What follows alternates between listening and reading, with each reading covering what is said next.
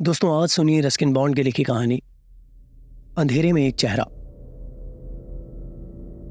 Anglo Indian शिक्षक mister Oliver एक बार देर रात शिमला के बाहर बने अपने स्कूल लौट रहे थे।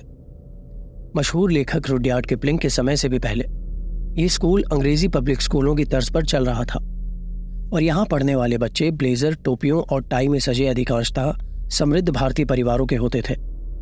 प्रसिद्ध अमेरिकी पत्रिका लाइफ ने एक बार भारत पर किए गए अपने फीचर में इस स्कूल की तुलना इंग्लैंड के प्रसिद्ध स्कूल ईटेन से करते हुए इसे ईटेन ऑफ द ईस्ट की संज्ञा दी थी। मिस्टर ओलिवर यहाँ कुछ सालों से पढ़ा रहे थे। अपने सिनेमाघरों और रेस्तरां के साथ शिमला बाजार स्कूल से लगभग 3 मील दूर था और कुंवारे मिस्टर ओलिवर अक्सर शाम को घूमने शहर की ओर निकल पड़ते थे तथा अंधेरा होने के बाद वे देवदार के जंगलों से गुजरते हुए छोटे रास्ते से स्कूल लौटते थे। जब हवा तेज चलती थी तब देवदार के पेड़ों से निकलती उदास डरावनी सी आवाज़ों की वजह से अधिकांश लोग उस रास्ते का इस्तेमाल न कर मुख्य रास्ते से ही जाते थे। लेकिन मिस्टर ओलिवर भीरू या कल्पनाशील नहीं थे। उन्होंने एक टॉर्च रखा हुआ था जिसकी बैटरी खत्म ही होने वाली थी। टॉर्च से निकलता अस्थिर प्रकाश जंगल के संकरे रास्ते पर पड़ रहा था।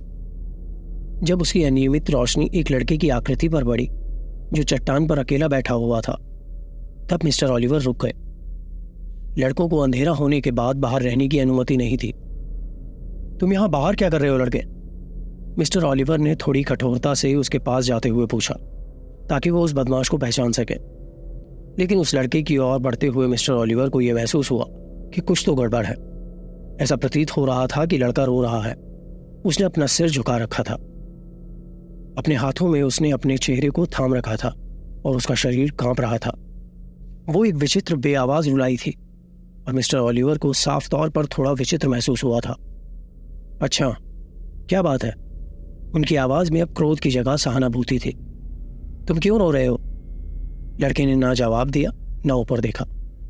उसका शरीर पहले की तरह खामोश सिसकियों के साथ कांपता रहा। अरे बच्चे, हो गया। तुम्हें इस समय बाहर नहीं होना चाहिए।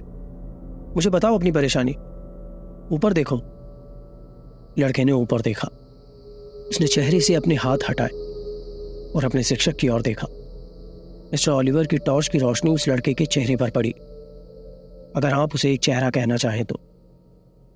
उस चेहरे पर आंखें, कान, नाक, मुंह कुछ भी नहीं था। वो बस एक गोल चिकना सा सिर था और उसके ऊपर स्कूल की टोपी पड़ी थी और यहीं पर यह कहानी खत्म हो जानी चाहिए थी। लेकिन मिस्टर ओलिवर के लिए ये यहीं खत्म नहीं हुई। उनके कांपते हाथों से टॉर्च गिर पड़ी।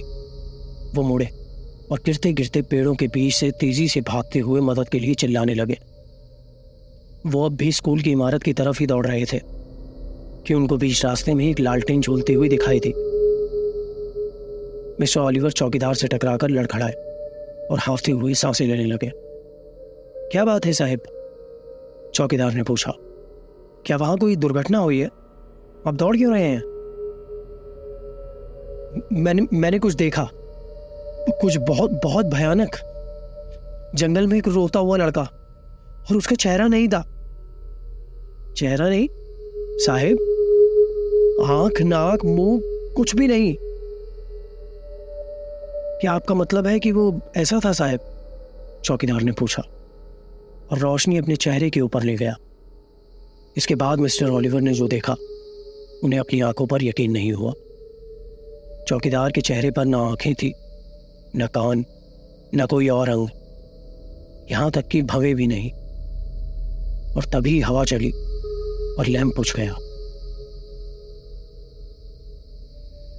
दोस्तों, आप सुन रहे थे रस्किन बॉन्ड की लिखी कहानी अंधेरे में एक चेहरा। आपको ये कहानी कैसी लगी आप हमें कमेंट बॉक्स में ज़रूर लिखें। और भी कहानियां सुनने के लिए आप इस चैनल को सब्सक्राइब कर सकते हैं। मिलेंगे एक और कहानी के साथ। धन्यवाद।